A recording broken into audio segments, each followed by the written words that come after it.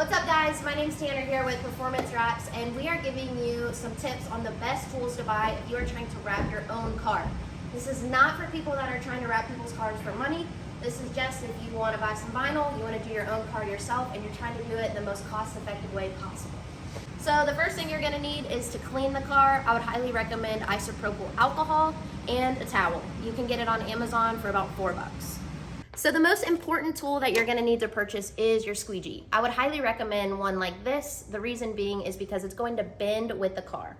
So you can see here, it's flexible and you can bend it. So I have a link down below for one of these. It costs $3.99 for this guy.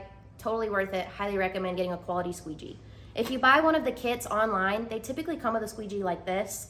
And what's difficult about this is that it doesn't bend at all. It's super hard plastic, not really meant for cars. So I would highly recommend against that. It also typically comes with the incorrect buffer, which we're gonna go over next. You're going to need a buffer on your squeegee. These are gonna be sold separately. They do not typically come with the squeegee. We use banana buffers here. The reason we like them is because they wrap around the corners on both sides of the squeegee so that you're not worried about any type of scratching while you are working. Your next most important tool that you're gonna use is your knife to trim out all of your pieces. We use this one. This is the best knife. We have used so many, and this one will make your life so much easier. It's just a yellow Olfa knife. I'll have the link down below. Also super important is the angle of the blade that comes in this. And this little piece right here is a blade snapper so that you can snap for fresh blades. And pro tip, you're gonna wanna snap your blade a lot so that you can get clean cuts. A knife that you're gonna want to avoid is this one. It sucks. The angle sucks, this knife sucks. I've wrapped with this before. It makes me wanna hurt myself. Get rid of that knife. Boom! The next thing you're gonna need is a heat source. We use a heat gun. The cheaper the better. Don't go get an $80 heat gun. This guy is $19. We've dropped it on the ground a million times. It does great. Cheap heat gun. The last thing that you're gonna need is a way to put your panels up on the car, and you can use either magnets. These guys cost about $12 on Amazon, or if you have some tape laying around, you can use that. We buy automotive masking tape. You could probably get away with painter's tape, but it'll leave some residue that you'll have to clean off.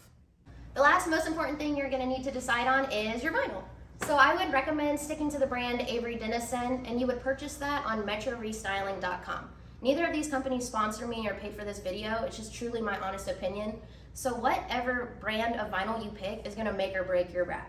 If you pick an easier brand that's more installer friendly, such as Avery, you're gonna have a way better time versus some other brands that may be way more difficult. That is just gonna make you like quit wrapping your car halfway through and like throw your squeegee at someone.